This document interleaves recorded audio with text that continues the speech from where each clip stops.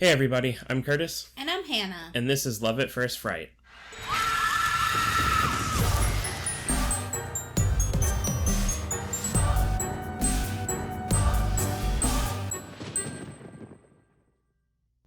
We meet again, weary traveler. Hello.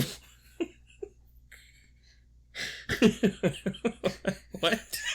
I don't know. I just fucking sue a girl for trying to get the conversation started. No, it's good. It's good. I'm an old woman. And am I the traveler? It's up to interpretation. Perhaps the listener is the weary traveler. But if you want to be the weary traveler... No, hold on, wait. No. Are you weary? I mean, yeah, a little bit. Have you been traveling? Not really. Well, then Just maybe kinda tired. it wasn't addressed to you then, huh? Okay, hold on. Do it again. Hello, weary traveler. Hello. I'm not the traveler. I'm also saying hello to the weary traveler. Yes, this is my sister. Hi. Her name is Sri Lanka. Yep. That's what they call me. Anyway, And come to our improv show. We're quitting this. It's gonna be more of that. This is gonna be that for 2 hours. It's a long show. Yep.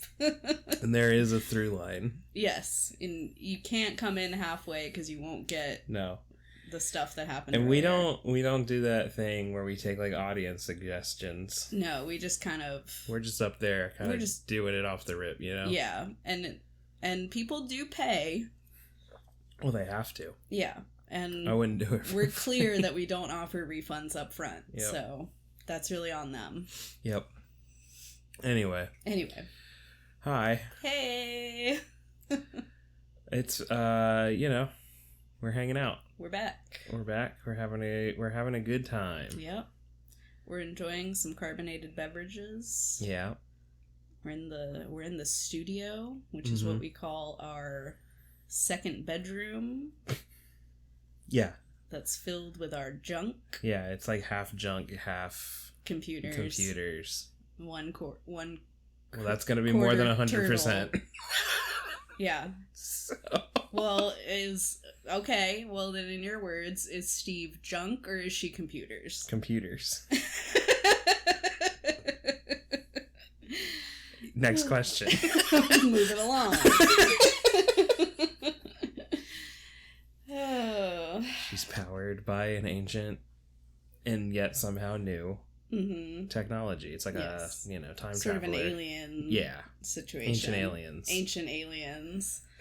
Yeah. She helped them the pyramids. I think. I don't know. With math. With math. She's really good at math. Yeah. No. We've been, just doing stuff. We've been working. Mostly working, but also a lot of planning. Yeah, we've been doing some wedding planning because we're getting married in December. Yep. Whoop, whoop. So it's a lot. Yeah. That's been going on. Everyone who is married, I think, kind of tells you it's a lot. Yeah. And then you not getting married yet or about to enter the process of the planning probably think can't be that much. Yeah. And then it is. Yeah. And we're doing something that's pretty low key. Yeah.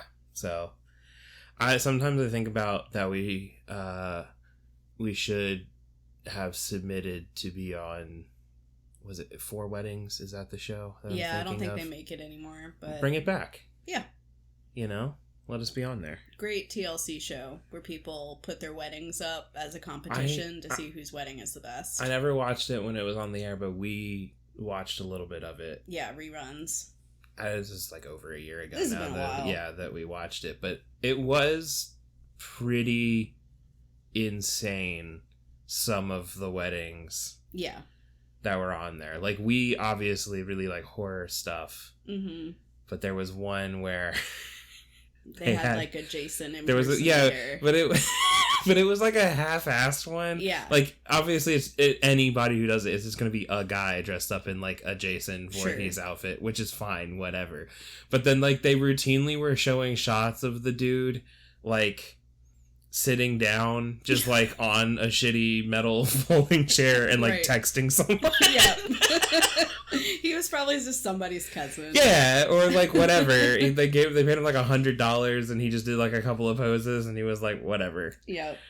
But I'm like, that's how we got the idea for our Jason impersonator. We got 2 Jason. No, we got a Jason impersonator and a Freddy impersonator. Yeah. And we will be recreating the entirety of Jason vs. Freddy. And both Friday the 13th, every movie, and Nightmare on Elm Street, every movie, in the lead up to... So our wedding is actually taking place over a fortnight. Yeah.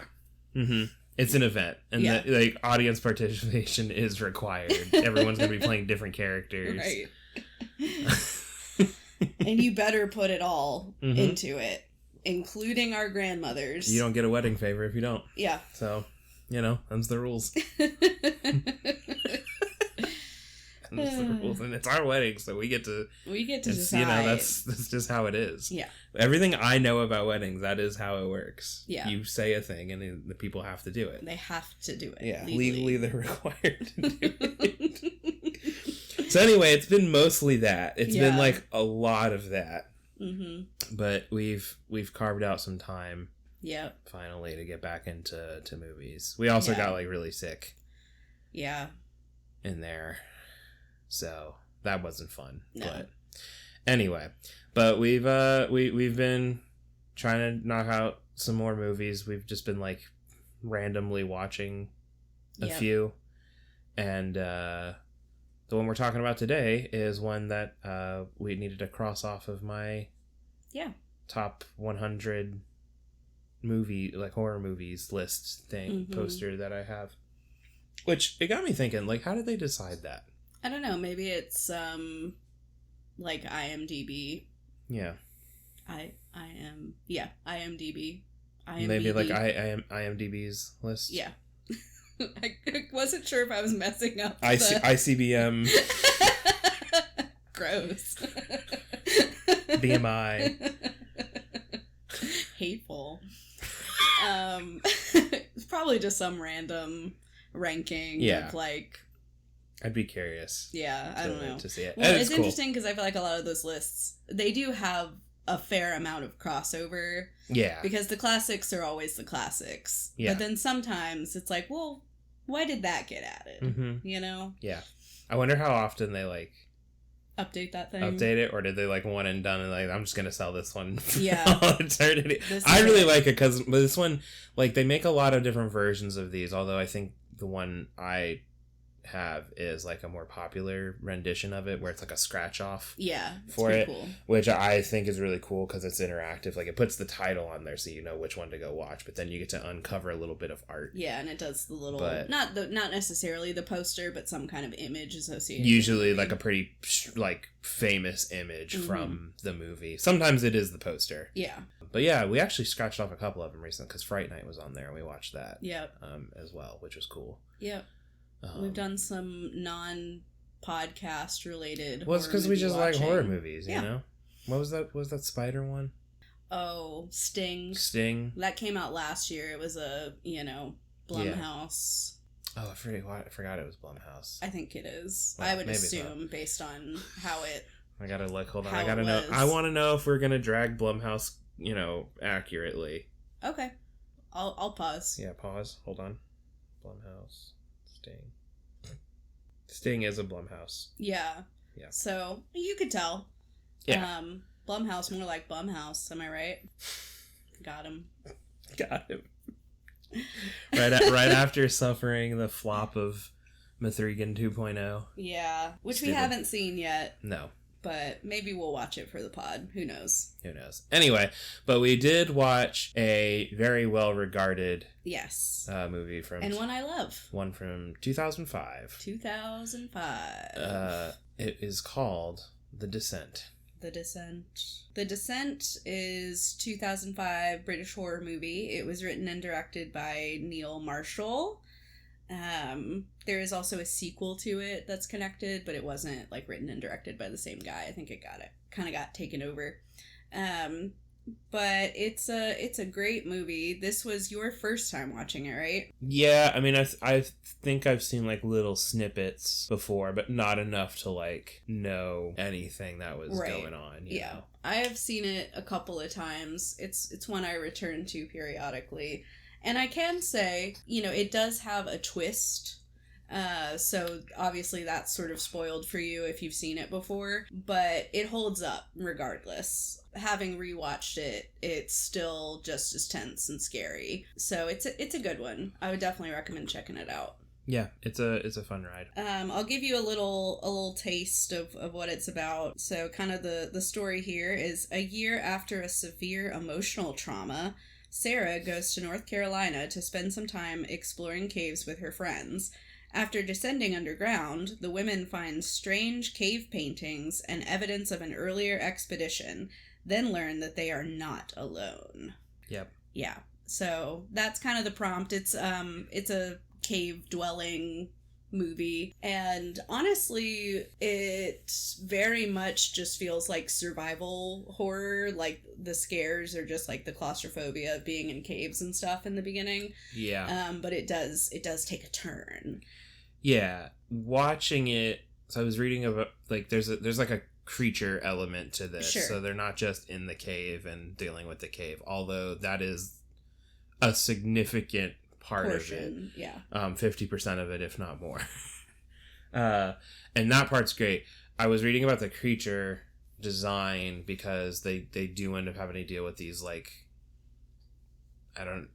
what they refer to them as with the creatures are like cavemen that like never came out of the cave kind of a thing, and they just kind of evolved. Yeah, they're called the crawlers. Yeah, and I say they, I mean the people who created the creatures, not the women. I don't think they call them anything. No. They're just like, what the fuck's that? Yeah, they mostly just call them as they're being like murdered by these things. Right. Anyway, but the design of them is interesting. Like they ended up coming up with like a whole like well thought out how the society of them works. Mm-hmm. Like they're like sexually dimorphic. Yeah. So like the males of them are bald, but the females have like long, thick black hair, and like there's like a whole they like thought all of this out. And I'm like, I don't know that it was necessary, but I guess it works. So like it enriched the experience. It did, but shout out to the makeup artist who created them, Paul Hyatt. Yeah. Because it's effective. Yeah. It's creepy stuff. They're gross too. They're like, very gross. A couple of scenes where like there's like these long silences as like the women are trying to like hide and not be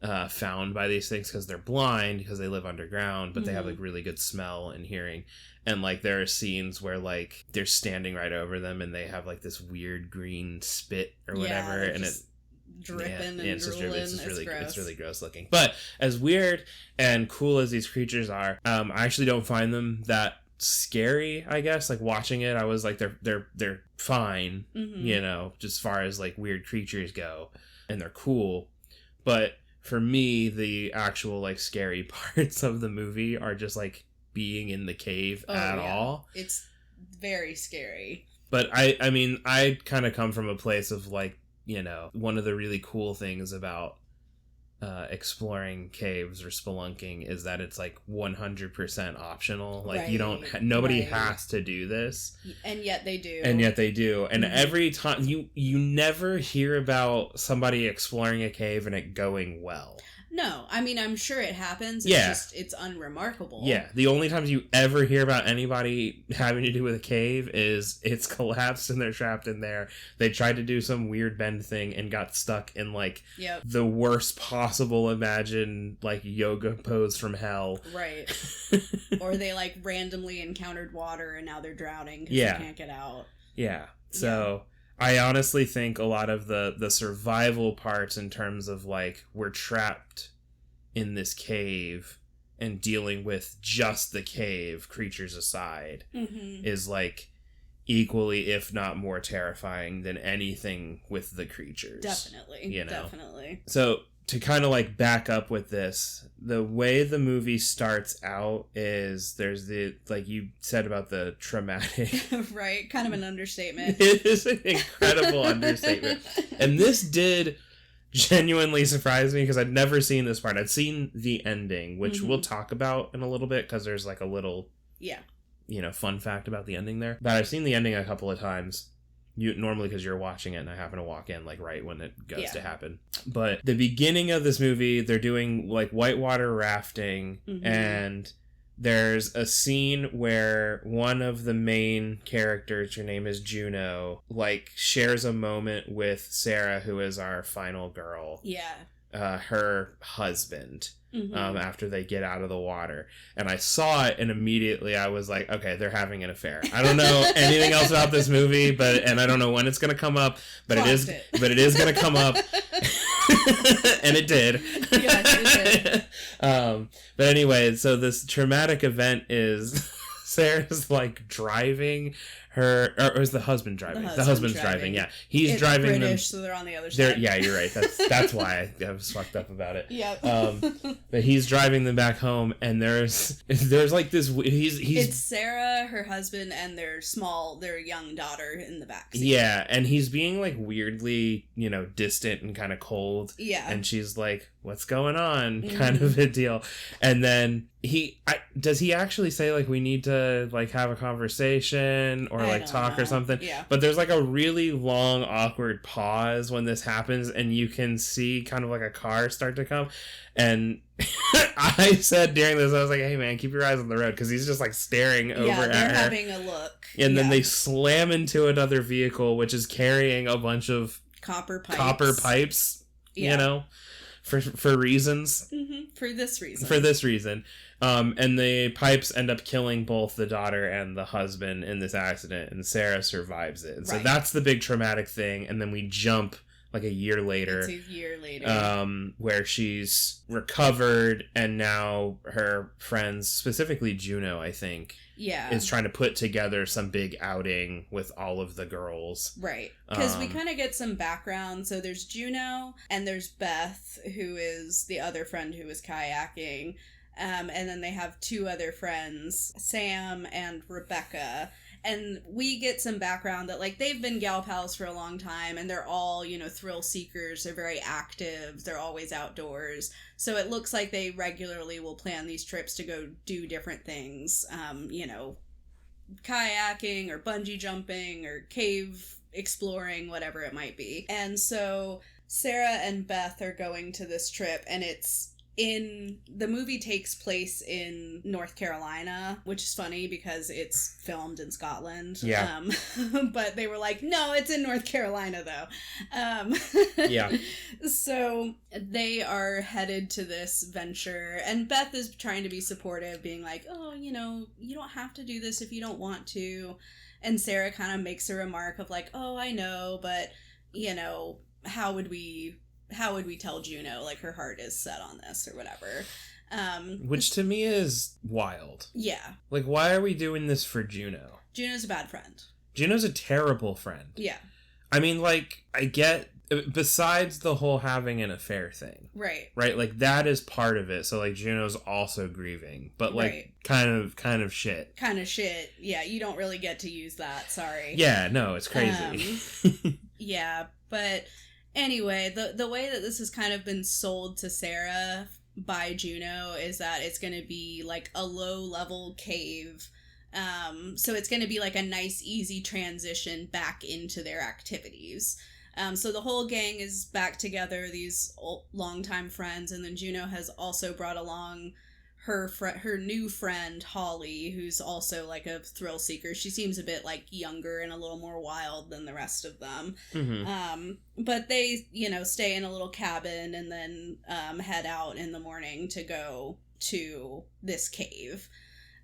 Which also, I just have to say, presumably at least one of the vehicles that they used to get to the cave was a rental. Yeah. They were driving with reckless abandon, like speeding through backwoods. Yeah. Just essentially off-roading. I don't know who was driving the rental, but Sarah was definitely driving one of the vehicles. She was, yeah. And she was driving it with like reckless abandon, and I was like, hey, that's insane. Because remember the car trauma we have? Remember that? That's actually...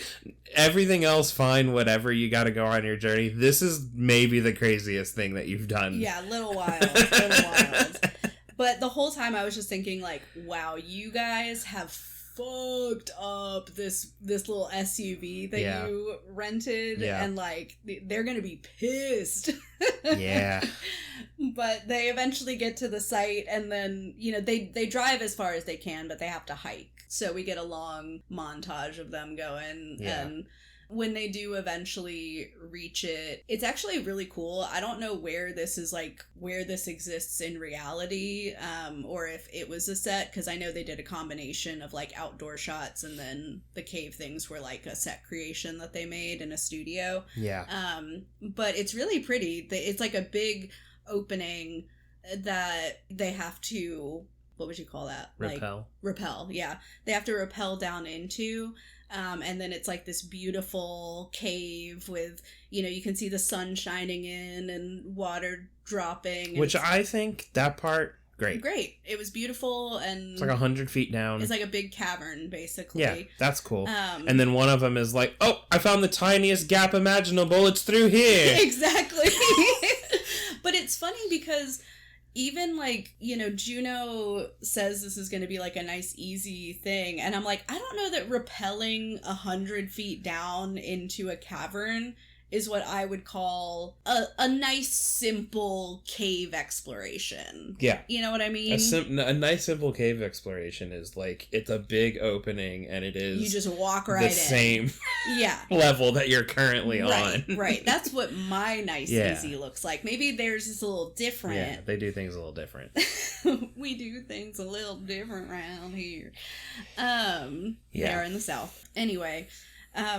so immediately getting into the cave scenes, and it's completely pitch black in there right away. So you already feel the, like, claustrophobia and everything. They have to use flares to light up the first chamber that they're in, and it automatically made me nervous as someone who's never this is what I'm been saying, in a cave and is hopes like, to not. The creatures aren't even there for, like, the first... I don't even know how long. Yeah, pretty long. Pretty long into the movie. And, like, the first, like, real thing that they encounter that is scary is... Again, they found this impossibly small passageway. Tunnel.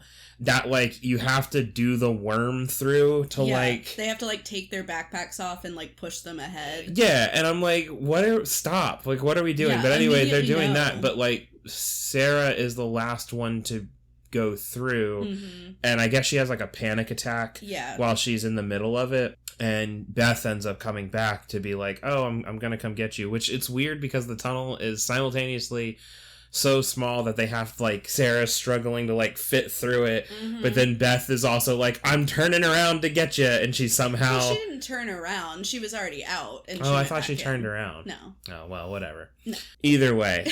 But she's in it, and Sarah's in it, and she starts having a panic attack. And then she gets calmed down, but then, like, basically as soon as she calms down, they hear, like, a crack, crumbling, whatever, and the tunnel they're in is about to collapse. Yes. And so they have to, like, you know, rush through it, and they leave the backpack, I guess, or bag of supplies, climbing equipment, in the collapse. And so they get stuck in this thing. And I'm like, again, we didn't have to go... Right, we never needed to go in. But this is also where we find out, like, kind of the twist... This or is shortly. The first twist of it. And it's that, so, like, when they were traveling to the caves, Juno has said that they're going to whatever cave system that they're going to. It has a name, but I can't remember what it Whatever, we're not cave people, and I don't care. It's not that important. Yeah, don't go to it. Yeah, hey, don't go to any cave.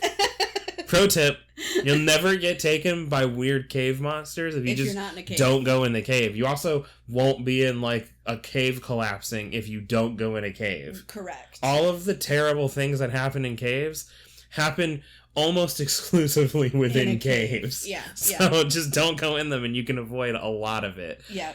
Anyway, but Juno says they're going to this one cave and one of them's reading in the map of the cave because it's been charted out and everything like that. But we find out after this collapse happens, one of the women is like, did you bring the map with you? And then Juno's like, it wouldn't help. And they're like, what do you mean it wouldn't help? And she's like, well, we're not actually in that cave. Right. And she took them to a completely different cave system. That's like new and uncharted. And this poses like a couple of problems. One, because it's uncharted, they don't have a map of it, so they don't know. Like, normally, like, if like a tunnel collapsed and you were inside of it, you might be able to look at a map if you were in the cave system you were supposed to be in. Right. And be like, that's no problem. There's another way out over this way. We just have to go through this route. Well, and that's exactly why she brought it up. She was like, oh, I remember when I looked at it that there were like 3 exits or whatever. Exactly. The other problem is when I'm going to speak through this with like a not enough experience because I don't do this kind of stuff, but like typically when people go on these kinds of things, if you're being responsible about it, you log some kind of like travel plan with people. Yes. So basically say, hey, me and this group are going to, I think cicadas are trying to like fucking break our window they're here. They found us. No. To say, hey, we're going to be in this cave doing this thing. It should be this long. If we don't check in, something is wrong and you need to come find us, kind of a thing. And the problem is one of the other women logged that travel thing, but for the cave that they were told they were going to. Right. So even if they don't check in, which they won't, right, and they do go to look for them, they were never even at that cave, so they have no idea where they are. They're gonna literally spend time going through a cave that they're not in. They were never in. So it is obviously like a lot of things wrong with this. And then you really start to get like, oh, Juno really is not a good person. Right. Well, and she tries to justify it by being like, oh, I did it for you. I know you would have been, so bored to death in that, beginner cave or whatever. And it's like, don't fucking put this on Sarah. Yeah. Sarah didn't even want to come on this trip. Right. Again, why are we doing this? Right. It starts to make me think, I have a theory, that Juno is just trying to kill them all off. She's just trying to take them out. In a tragic... She works with the cavemen. We never see her die. Yeah. We never see her die. Oh. And I've never seen The Descent Part 2, but I think she is in it. So. Do you know that for a fact? I don't know. But I think she might be. Well, I say this because there was another scene. So, like, shit breaks bad, okay? Like, things don't go well. The creatures end up showing up. I'm not going to get into a bunch of the minutia about it. Right. But eventually, the creatures show up and the women do the stupidest thing you can do when you get, like, attacked by a thing, which is split up and make yourselves even more vulnerable, right? Because they don't know what it is and they immediately all panic and scatter and go into different directions when they could have just, I don't know, stuck in one group and then just like tried to fight things off. I say this knowing that like when Beth does try to do this and come back to get Juno, she does get, spoiler, a fucking climbing pick through her neck. Yeah, Juno has just fought one of these things, so she's all on high alert, and then Beth walks up behind her, and she immediately turns around and kills her. Yeah, and it was, maybe, an accident. You are so... Alright, side... Curtis is infuriating to watch things with because you always presume intent, and it's like, whatever happened to people just being, I don't know, stupid, I don't know, selfish? Like, yeah, she's stupidly and selfishly taking her friends into this cave so that she can kill them off. Yes, of course. So nobody tells Sarah about the affair. So that was the subtext of this whole movie, was that Juno's actually a criminal mastermind. I clocked it. It was clearly an accident. Yeah. No, I don't. I think the jury's still out on that one, actually. No. I don't think it was science... clearly an accident. Yes, it was an what accident. Wasn't an accident is that instead of like doing anything to like comfort her or try to help her. Clearly she's gonna die, but you could have at least had some humanity, and instead she just like walks away from Beth and leaves her bleeding out, which is fucked up. Yeah, Beth is like blood coming out of her literally neck, gushing out of her neck, and like raspily gasping like, don't leave me. It's heartbreaking. It is heartbreaking. And then, you know, Juno leaves. But this happened, and later, like during the movie, we were like talking about like, you know, the women getting taken out by these creatures, and you had said like, oh, they got Beth too, and I was like, we never saw her die on screen. The last thing we saw was her saying, don't leave me, and then it cut. And then it was like, 30 seconds later, when he said this, we see like her body slammed down. Yep. She wasn't, to be fair, she wasn't dead. She wasn't dead. She was close to She was extremely close to dying. Like, I don't think I could have timed it out better, like, if I had, like, planned it. This is really funny. She could slam down. I was like, oh, okay, well, there she is. No, it was funny because I remember you saying, like, you know, well, Beth isn't dead. And in the way you said it made it sound like, oh, in the final act, like, Beth is gonna come back. That's what I was leading up to, was that she's gonna have somehow, like, stuffed the wound with, like, moths. Yes. And she can't talk anymore. She's fashioned a bone knife. And she's like wearing one. Like, she's gonna come back and she's gonna be like, ah! Yes. Or whatever. See her just get thrown down in like the bone pit or whatever. Yes. And I was like, oh, well, she is gonna die. Right.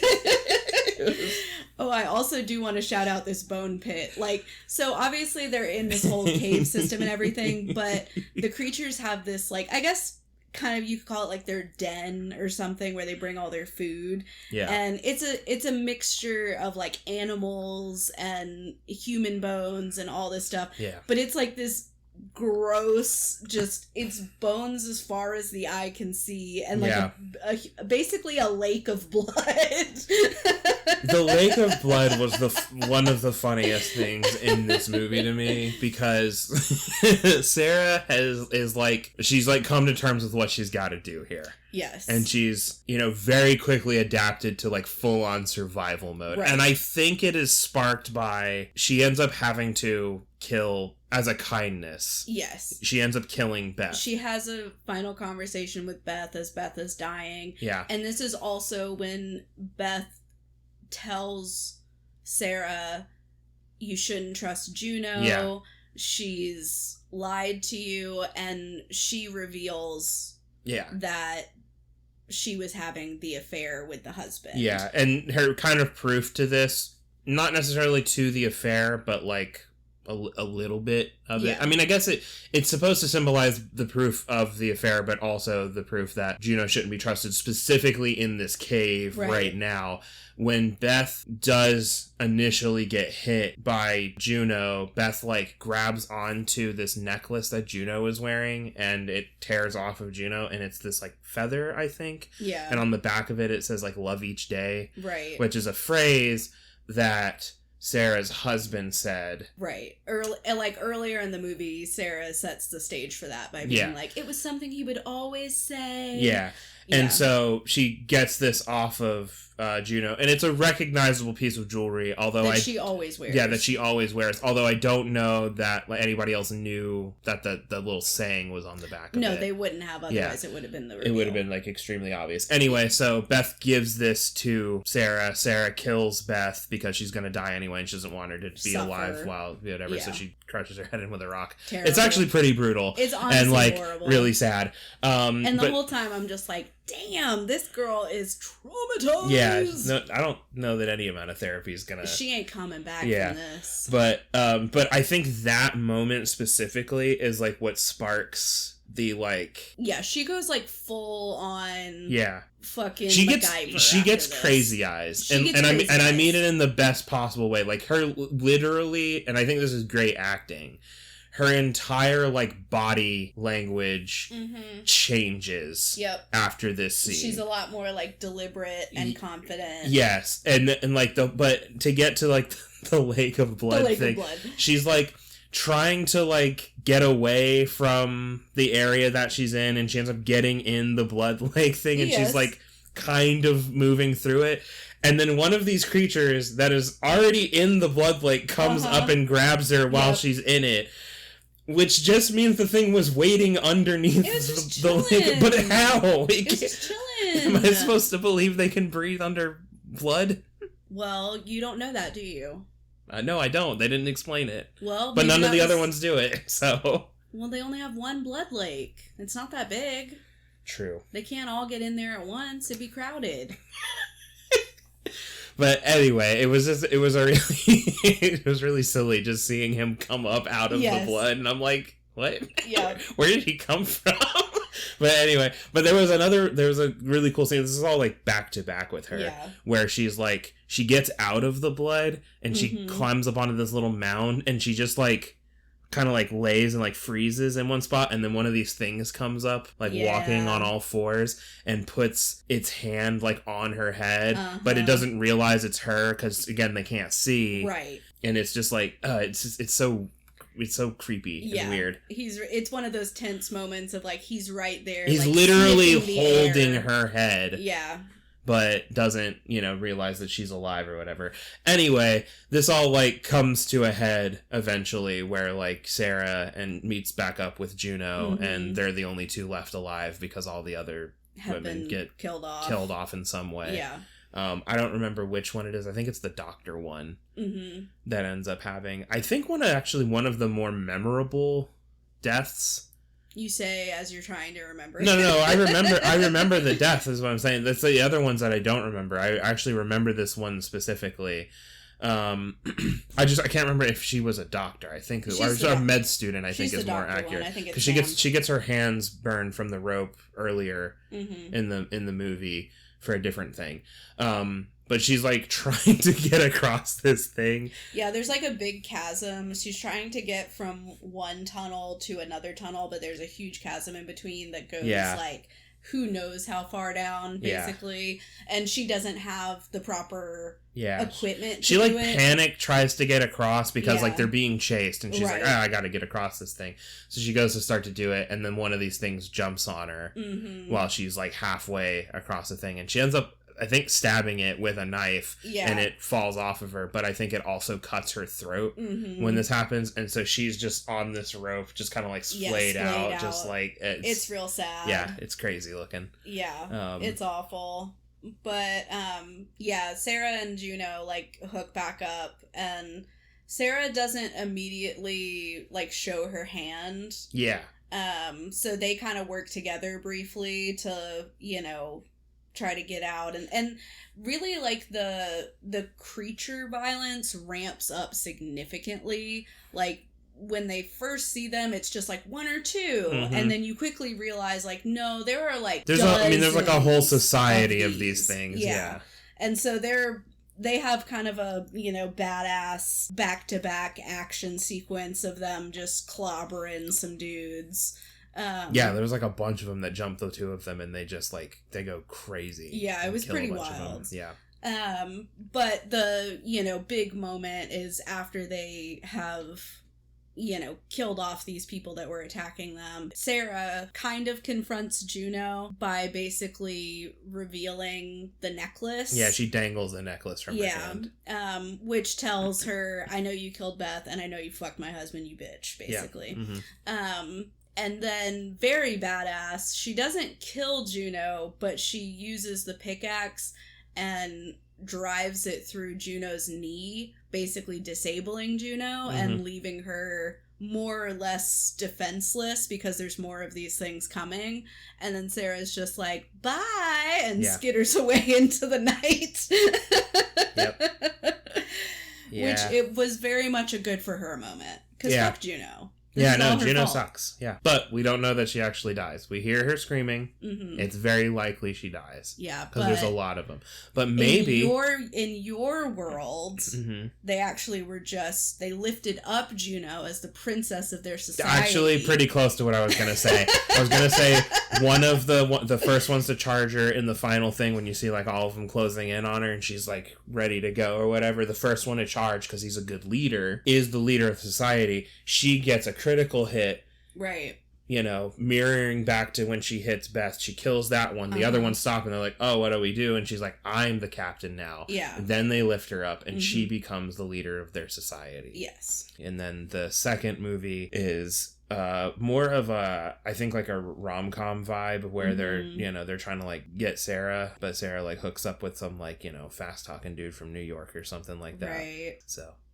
And is Sarah still in the cave or? No, Sarah got out. So it's not about the cave. It's just Sarah's love story. Yeah. Okay. But Juno's coming because she's she's alive. Oh Lord, she coming. Yeah. She's healed up. She's impregnated by one of these cavemen. Whoa, that's crazy. And she's having a cave baby. Yeah. Everywhere she goes, because they can't fix her knee. Mm-hmm. She's like, they've formed kind of a movable throne of these creatures where they like skitter around, where she kind of like rides Meredith on them. from Grey's Anatomy. Yeah, there you go. Yeah. But no, towards the ending of this movie is one of the coolest shots of the entire movie, and maybe like one of the cooler shots just like in horror movies that I've seen. Mm-hmm. It's when Sarah is like actually about to get out. There's daylight coming through this crack in the surface, I guess, of the cave, and she's at the bottom, and it's creating this like beam of sunlight kind of coming down, and everything else is pitch black except for Sarah and this like hill of bones that she is clawing up to get to the surface. It's a really, really cool shot, just like as a still. Yep. And in a vacuum of everything else, it's really cinematically, it's very cool. The actual ending of this movie in the US version is stupid. Yeah, so the original ending is a little bit different.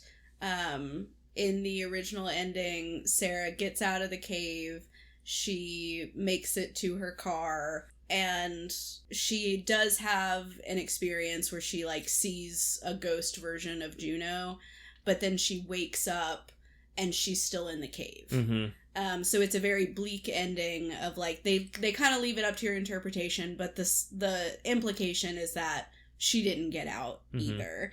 And they did like test this with American audiences, and I guess they made some changes because American audiences didn't respond well to how like bleak the ending was. Like they wanted it to be not necessarily a happy ending, but to have that like triumph of she got away. Yeah, like a more clear path for it. So in the US version, which is the only one I've ever seen, I don't know how I would get access to the original version. Maybe it's out there somewhere, but I've never seen it. But she does get out, and she gets to the car, and she's sobbing, and she's going down the road, and she pulls over, and she vomits. And then when she looks back up, there's like ghost Juno in the passenger seat, and it's like, oh, she's haunted forever now. Yeah. Which I don't love the Juno jump scare. I think it's stupid. I think it kind of cheapens what is otherwise a really good movie. Well, I think it cheapens it, and it's stupid because it comes out of left field. It has nothing to do with any other part of the movie that is like even remotely close to it. Like we haven't seen her have like hallucinations or anything. The closest we get is that 2 other times during the movie, and one is immediately following the traumatic thing at the beginning, and then another is when she wakes up in the cave while she's kind of unconscious. She's having this weird like dream of like a birthday celebration for her daughter. And then she wakes up every single time. Which to my understanding in the non-US ending of it, that happens again. Yeah, at the end, she's in the darkness. Yeah. And she has that same vision. Yeah. But then the crawlers are, like, coming. Yeah. And, like, that's the closest we get to it, but even in those other two hallucinations, again, in the US version only because we haven't seen the other one, like, it's not a ghost. It's not... No. It's not, like, creepy. Like, her daughter doesn't have, like, a weird bloody face or anything like that. Like, it's creepy in the sense that, like... Response. But it's, like, a trauma response thing. So, Juno showing up as, like, this weird black eyes ghost thing, all green bloody... filter. Yeah. It's just tonally so different than anything else in the movie that it kind of sucks, because it's just, like, it's one last extremely cheap jump scare. Right. For no other reason than to just be a weird, cheap jump scare. Right. Yeah. You know? So, yeah, I would say this movie would probably be better overall. Yeah. With a different ending, or at least, even if they wanted to create the suggestion that, like, what happened in the cave and what she did to Juno is going to haunt her, quote unquote, I think there was probably another way to portray that wasn't quite so cheesy.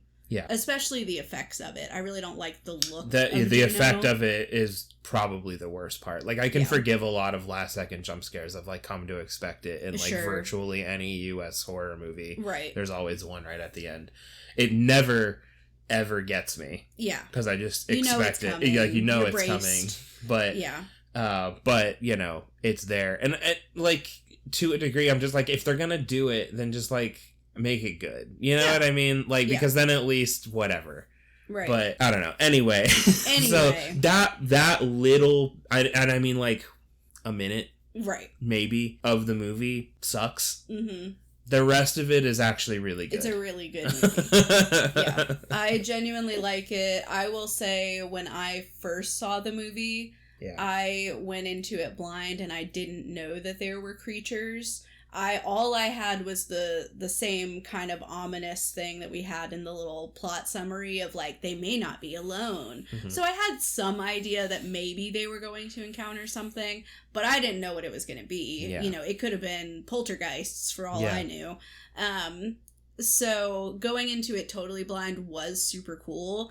But I think it's a testament to the movie that even if you know that plot twist and you know that that's coming, it's still really effective and really scary. Yeah, it is really effective. And again, I think they do a really, really good job of making the fact that they are in a cave system and something goes wrong basically as scary as the creatures. The creatures get introduced as almost a secondary thing. Yeah. It's kind of like, oh, great. Which then overtakes the fact that they're trapped, you know? Because now there's a thing actively coming after them. Right, and it's not just like, oh, we're gonna, you know, fucking starve to death. Yeah. Yeah. But genuinely, I really liked it. I would watch it again. It's very entertaining. It's a good one. Let's rate it really quick, and then we can do our scariest moment. Sounds good. Pull up my information. So generally, like I said, really good movie. The lowest it got for me is a 7, and that was in performances. So, you know, pretty solid work. I think there was some stuff like the one friend who their connection to the US, that because they had, like, moved there, because they're all British. Right. And one of them, I don't remember her name. The character's name, or the actress's name for that matter. Holly, that's right. Had moved to the US, so, like, she had been living there for a while. Mm-hmm. So there were, like, some things like that where I'm just like, some of these are, like, they're just, like, weird, you know? Like, the acting is just not super great or whatever. Sure. But, like, for the most part, like, in the caves, really good. Scares, I think, is fine. If you don't like blood, stay away from this one because it's pretty bloody. Yeah. Like, there's actually a fair bit of blood and gore in this one. Honestly, I feel like the bigger thing would be if you have, like, claustrophobia, this movie will fuck you up. That is, I think, the bigger thing is, like, the claustrophobia of it is pretty intense. Yeah. You know, I think one of the only... No, this one is actually worse.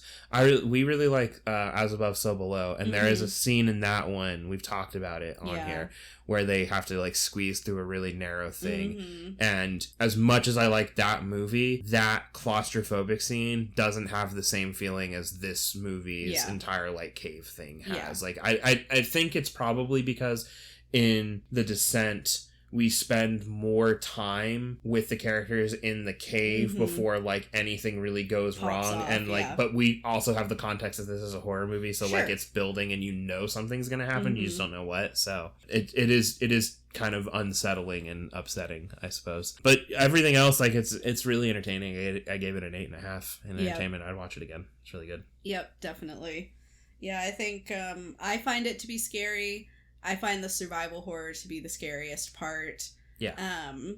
And I gave it a 7 in performances. One thing that I liked, this is both a compliment to the performances but also to the writing, is I thought that they acted, like, the characters acted in a very realistic human way in a, like, survival scenario. Yeah. Because, like, when it's revealed that Juno took them to this uncharted cave system, like, they're upset and they're angry and, like, they tell her off and people are obviously emotional and scared and pissed off. Yeah. But they continue to work together because what else would you do? Yeah. And it's one of the things I appreciate about this is that they do stay together until all, right, well, basically until they get attacked by a thing, and that's, right, and they all scatter. But I hate it in horror movies when they'll just arbitrarily have a character that's like just a super high-strung bitch for no reason, who's like, oh, you took me to the wrong cave? Well, I'm gonna scooch myself through that hole over there, and you guys aren't allowed to come. Yep. And I'm like, why on earth would you do that? Yep. This is a life or death situation. Yep. So I thought that acting and writing was particularly well done, and they were obviously dealing with a lot of like complex relationships where a lot of things were unsaid, and I thought it was portrayed well with the characters. Yeah. So I liked the performances, and I thought it all made sense. Yeah, overall I think it does. It works really, really well. I think there's another scene where Holly ends up breaking her leg. Mm-hmm. Because I think she's rushing ahead. Yeah, that's a theme with her. She keeps rushing ahead, and especially as she gets more panicked, she's just like... and frustrated and everything. She's like, I just want to get out of here. So she ends up rushing ahead, and she thinks that she sees a possible exit, but she's not paying attention, and she falls. There's like a hole in the cave system, so she falls down, and like this leg is broke, like freaking bones sticking up. And then everyone else like has to like work together to like reset her leg, and then they're like carrying her through the caves and everything. Right. And so again, they're all doing it without a thought, because in a survival situation, that's what you do. Yeah, exactly. It wasn't the like weirdly over dramatized thing where like they all just collectively decide, well, I guess we're leaving her behind, right? Or one or two people are like, forget this, they all act with like deep concern, right, to make sure that she gets out, kind of a thing. Because of course you would. And so again, like you said, I think it is a testament of, and to the writers and the actors in the movie, that like it makes sense and feels feels like how you would actually do it. I've seen way too many paranormal things where like a very similar thing happens, and then like one character at least immediately is just like, and then they run off by themselves. They're like, I'm getting out of here, and everyone's like, you're gonna, but the whole premise of the movie is that there's a curse on the door, and if you cross the threshold you die, and they're like, I don't care, and then they immediately get killed. It starts to become this, like, it's a trope, I guess, right, but it starts to become just like this thing that they just arbitrarily have happen so that they can just get a character isolated out, so they can just kill him. We can get to the killing part. Anyway, but overall my average for the movie was a 7.8. Mine was a 7.5, which brings us to a 7.7, I think. So pretty 7.7. Also not very horny. Not very. I gave it a 52 just only because of the subtext that there was an affair. So that's a 52. Yeah. Okay. And also, I mean, the cavemen. No. In what way? They literally have like weird vomit spit. We know they're making babies because there was a kid. Yeah, but they got weird vomit spit. They're doing freaky it looks like stuff jelly down there in the blood lake. It looks like if you... They're making babies. No.